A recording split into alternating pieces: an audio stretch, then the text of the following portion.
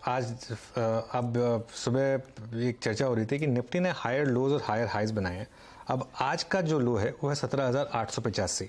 कल का लो था 17,797। उससे प्रीवियस डे का लो था 17,711। उससे पहले 17,612 और फिर 17,553। इससे ब्यूटीफुल सेटअप नहीं हो सकता। थैंक यू डायरेक्टर साहब, बिल्कुल सही टाइम पे आपने प्लेट दिखा दी। सिर्फ एक दिन अप्रैल 25 से 26 वाला वो मामला था जिसमें फ्लैट रहा था। उसके अलावा रोज जो निफ्टी का लो है वो लगातार बढ़ता आ रहा है। इसका मतलब क्या है? सबसे ज्यादा पैसा किसने बनाया है? जिसने ट्रेड्स नहीं लिए, लिटरली। मतलब क्योंकि अगर आपने किसी भी लेवल पे बुक किया होगा तो आपको लॉस हुआ होगा, क्योंकि उसके बाद आपको री एंट्री हमेशा हायर लेवल पर मिली होगी।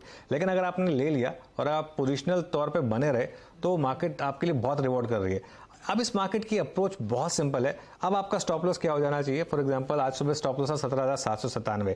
ट्यूसडे को जब हम शो की शुरुआत करेंगे तो आपका स्टॉप लॉस हो जाएगा 17,885, जो है आज का लो।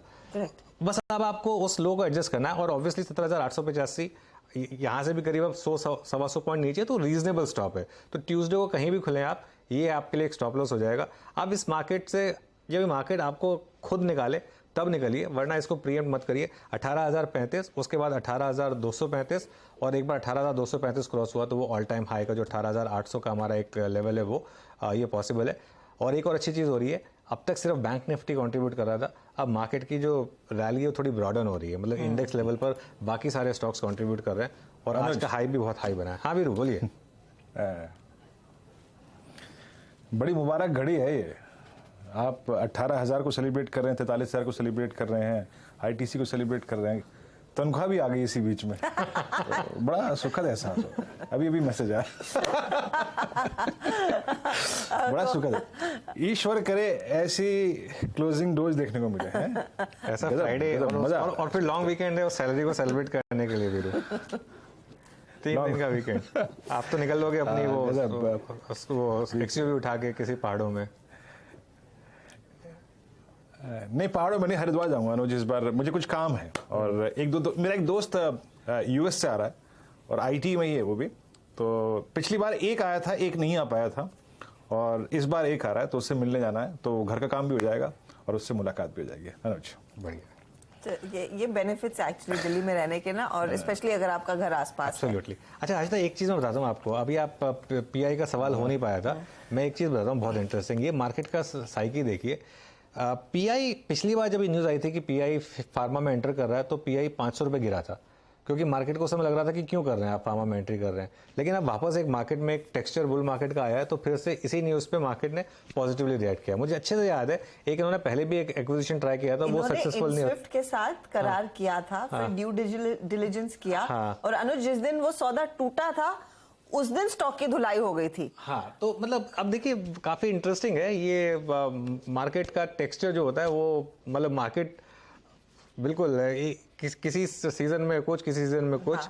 इस समय सीजन पॉजिटिविटी का है तो इसके लिए मार्केट इसको पॉजिटिवली ले रहा है। तो सनी, आप इस खबर को कैसे पढ़ रहे हैं? मैं यही पूछने वाली थी, क्योंकि इनस्विफ्ट के ड्यू डिलिजेंस के बाद कंपनी ने डिसाइड किया था कि वो सौदे के साथ नहीं जाएंगे। उस दिन खूब धुलाई हुई थी। अब 2 और अलग एंटिटीज इन्होंने आइडेंटिफाई की हैं, और आज 9.5% के गेन्स। क्या बेनिफिट्स आ सकते हैं गोइंग फॉरवर्ड इस कंपनी को? और फार्मा में वैसे भी कॉम्पिटिटिव स्पेस है।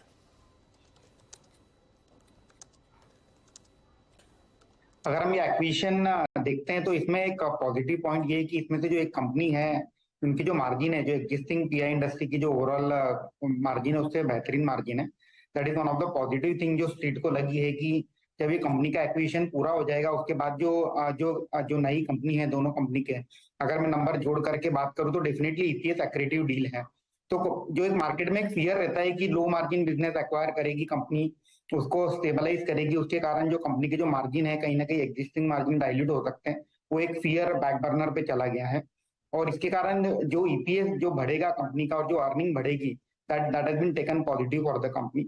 और अगर हम और एक चीज देखें कि ये जो पूरा स्पेस है सीडीएमओ का, क्रैम्स का, फार्मा में, ये बहुत काफी बड़ी एक अपॉर्चुनिटी है लॉन्ग टर्म में। तो अभी रिसेंटली हमने देखा कि ट्यूब इन्वेस्टमेंट, उन्होंने भी रिसेंटली ये बिजनेस में एक एंट्री का एक ऐलान किया था।